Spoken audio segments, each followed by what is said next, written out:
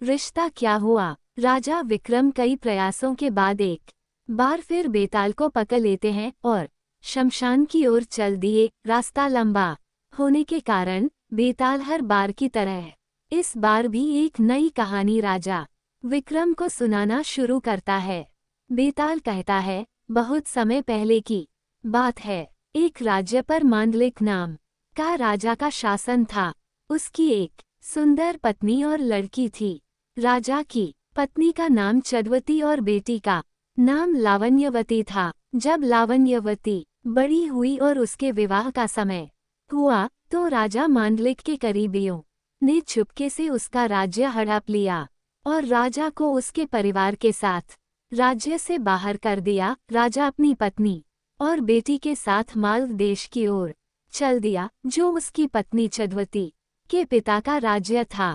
चलते चलते जब रात हो चली तो उन्होंने वन में ही रात गुजारने का फैसला किया। राजा ने पत्नी और बेटी से कहा कि तुम जा कर कहीं छिप जाओ, क्योंकि यहाँ पास में भीलों का इलाका है। वह रात को तुम लोगों को परेशान कर सकते हैं। राजा की बात पर पत्नी चंद्रवती और बेटी लावण्यवती वन में जाकर छिप जाती हैं। उसी समय भील राजा पर हमला कर देते हैं। राजा बड़ी बहादुरी से भीलों से लड़ता है, लेकिन अंत में मारा जाता है। भीलों के जाने के बाद जब पत्नी चंद्रवती और बेटी लावण्यवती बाहर आती है तो वो राजा को मरा हुआ पाती हैं। राजा के शव को देख दोनों बहुत दुखी होती हैं। दोनों माँ बेटी राजा की मौत का शोक मनाते हुए एक तालाब के किनारे जा पहुँचती हैं। तभी चंद सिंह नाम का एक साहूकार अपने बेटे के साथ वहां से गुजरता है। उसे रास्ते में दो महिलाओं के पैरों के निशान दिखाई देते हैं। ये देख कर साहूकार ने अपने बेटे से कहा, अगर ये स्त्रियां मिल जाएं तो जिससे चाहो तुम शादी कर लेना। पिता की यह बात सुनकर बेटा कहता है, पिताजी छोटे पैर वाली उम्र में भी कम होगी, इसलिए मैं छोटे पैर वाली से ही शादी करूंगा। आप बड़े पैर वाले से शादी कर लेना। साहूकार की शादी करने की इच्छा नहीं थी, लेकिन बेटे के बार बार जोर देने पर वह राजी हो जाता है। वो दोनों उत्सुकता से उन पैरों के निशान वाली महिलाओं को ढूंढने में जुट जाते हैं। दोनों जब स्त्रियों को ढूंढते ढूंढते तालाब के पास पहुंचते हैं तो उन्हें वो सुंदर स्त्रियां दिखाई देती हैं। साहूकार आगे बढ़कर स्त्रियों से उनका परिचय पूछता है तो रानी चंद्रवती सारी अपबीती साहूकार को बता देती हैं। रानी की कहानी सुनकर साहूकार दोनों स्त्रियों को सहारा देने के लिए अपने घर ले आता है। संयोग से रानी चंद्रवती के पैर छोटे और बेटी लावण्यवती के पैर बड़े थे, इसलिए साहूकार का बेटा रानी चंद्रवती से और साहूकार बेटी लावण्यवती से शादी कर लेता है।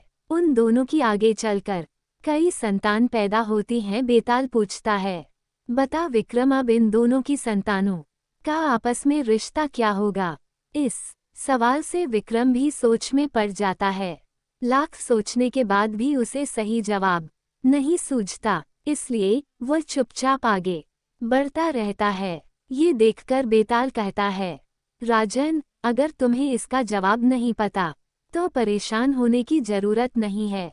मैं तुम्हारे पराक्रम और धीरज से बहुत खुश हूँ। मैं इस मुर्दे से निकल जाता हूँ और तुम इस मुर्दे को अपने वादे के अनुसार योगी के पास ले जा सकते हो, लेकिन याद रहे जब योगी तुम्हें सिर झुकाकर इस मुर्दे को प्रणाम करने को कहे तो तुम उनसे कहना कि पहले आप करके दिखाएं कि कैसे करना है। जब योगी सिर झुकाएं तो तभी अपनी तलवार से उसका सिर काट लेना। उसका सिर काटकर तुम पूरी पृथ्वी के चक्रवर्ती सम्राट बन जाओगे। वहीं अगर तुमने उसका सिर नहीं काटा तो योगी तुम्हारी बलि दे देगा और सिद्धि प्राप्त कर लेगा। इतना कहते ही बेताल ने मुर्दे का शरीर छोड़ दिया और राजा विक्रम मुर्दे का शरीर लेकर योगी के पास पहुंच जाते हैं। इसी प्रकार रिश्ता क्या हुआ विक्रम और बेताल की अद्भुत कथा समाप्त होती है। कहानी से सीखने को मिलता है कि बिना तथ्य को जाने किसी भी फैसले को नहीं लेना चाहिए। दोस्तों, अभी हमारा ये विक्रम बेताल का सीरीज चल रहा है। हमारा अगला सीरीज है अकबर बीरबल के किस्से। अगर आप हिंदी साहित्य के ऐसे ही ज्ञानवर्धक कहानियों के विषय में जानना चाहते हैं तो हमारे चैनल को सब्सक्राइब करें, बेल आइकन को हिट करें, अपने दोस्तों रिश्तेदारों में शेयर अवश्य करें और हाँ, जाते जाते एक लाइक करते जाए। मेरे प्यारे दोस्तों, वीडियो पूरा देखने के लिए आपका आभार, शुक्रिया और बहुत बहुत धन्यवाद।